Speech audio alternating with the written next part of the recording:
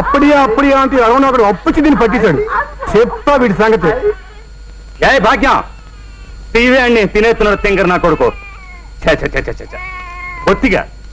బొత్తిగా మనశ్శాంతి లేదండి సోమేశ్వర గారు. ఎలా ఉంటుందో మనశ్శాంతి? అయినా తప్పు కుర్రాది కాదు నీది. నీకు 1,00,000 సార్లు చెప్పాను. ఆ దొడ్లో దక్షిణ వైపు గోడ 50 అడుగులు ఎత్తి చేసి ఉత్తరాన గోడ మొత్తం కొట్టేయమని. ఎన్నిసార్లు చెప్పినా నా మాట వినిపించుకో. ఏమప్పా సాపాడాచా? ఏంటి బొంకరగా మాట్లాడుతున్నావు ఇవాళ? స్ట్రైట్ గా మాట్లాడాలంటే మన కాలనీలో నేను వీడియో షాప్ పెడుతున్నాను.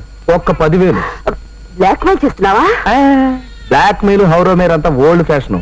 మనకు కావాల్సిన డబ్బు. నీలాంటి అబద్ధాలు కూడా చచ్చినా ఇవ్వరు. ఎవరితో చెప్పుకుంటావు చెప్పుకో. ఎవరితో చెప్పడం నాకేం కర్మ. ఒకే ఒక వ్యక్తితో చెప్తాను. రామ్మూర్తి గారు, ఏ తీగ పువ్వును ఏ కొమ్మ పిలిచేను. రామ్మూర్తి గారు, 20 పేపర్లు ఎవరండి? పక్కింటి రాజన్ గడివి. మా సంతోడు ఏడుస్తుంటే బొమ్మలు చూపించడానికి తెచ్చుంటుంది మా భాగ్యం. ఓహో, అరవందది చాలా రోజులైందిలేండి. ఎంత దారుణం అండి. కోయంబత్తూరులోనంట అక్రమ సంబంధం పెట్టుకున్న భార్యని ముక్కల కింద నరికేసి గోని సంచిలో కట్టి రైల్లో పారేసానంటే ఎవడం. ఏమండి, అడుగు చిన్న పిల్లడు కూడా ఉన్నారంట. ఏమండి రామ్మూర్తి గారు, మీరే అక్కడుంటే ఏం చేసేవారండి? ఏం చేసేవాడినా? కత్తెదిరా ముక్కల కింద కాదు, ఖైమా చేసిందేవాడిని. ఊరేగించారండి అబ్బాయి గారు. అసలు ఎలాంటి వాళ్ళండి మన మెరకి జంక్షన్ లో ఊరేగించారండి.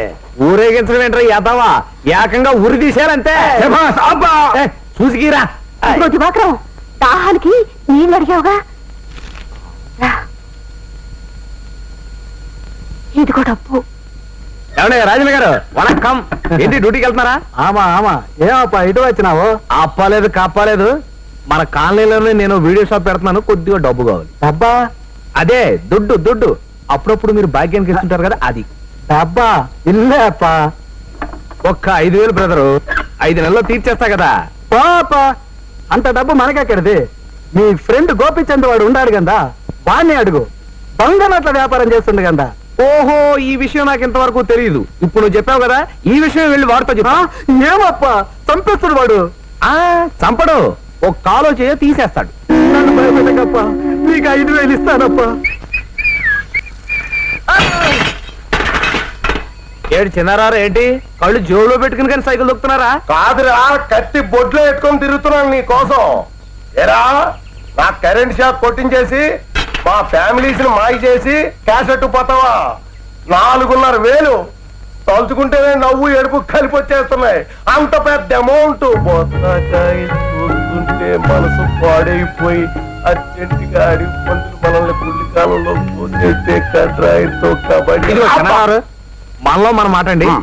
ఉన్న పడంగా బ్రహ్మదేవుడు పచ్చమై చిన్న మీరే నీ భక్తికి మెచ్చాను. ఏం వరం కావాలో కోరుకోరా అంటే ఏం కోరుకుంటారు చెప్పటా? మరి ఎవరితో చెప్పకూడదు. భాగ్యంతో ఒక్క చాలు. ఏం తప్పట? మరి బ్రహ్మదేవుడు అంత చోటు ప్రత్యక్షమై ఏం కావాలో కోరుకోమంటే ఇదే కోరుకునేది.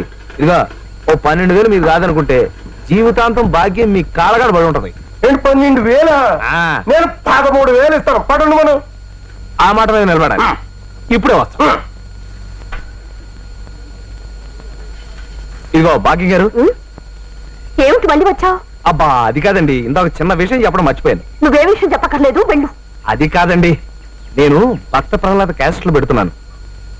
అదేనండి, మీరు ఎప్పుడు అడుగుతుంటారు. ఈ విషయం ఎవరితో చెప్పకండి. భాలేవాడివయ్యా, నేనెందుకు చెప్తాను? మరి అలా నవ్వితే కుదరదు. చెప్పరా, నాకు ఒట్టేయండి. నా మీద నమ్మకం లేదా? అబ్బా నమ్మకం ఉందలే, మీరు ఒట్టేని చెప్తాను. సరే ఒట్టు. ప్రామిస్ చేసేస్తుంది, ఒప్పేసుకుందన్నమాట. ఏదో పేను కొరికిలు లేకపోతే మన ఫేస్ బ్యూటీకి ఏం కొరవా? భాగ్యం ఏముందంటే నువ్వేం చెప్పక్కర్లేదు, నాకు అంత అర్థమైపోయింది. Okay okay. ఏంటి అలవి? ఆ భాగ్యం వాడు సంటోడికి బంగారపు మామిడి పిందెలు మొలతాడు చేసుకుంటుందట. మరి ఆ 13,000 ఇచ్చేస్తే బాగుంటుంది కదా. ఏంటే కొలుక్కుమంటుంది? పవిత్రమైన ప్రేమ కూడా ఈ డబ్బు అడ్డం ఏంటయ్యా? తప్పదంటావా? మరి ఆ రాజన్ గారు సర్లే బ్యాంక్ వెళ్దాం.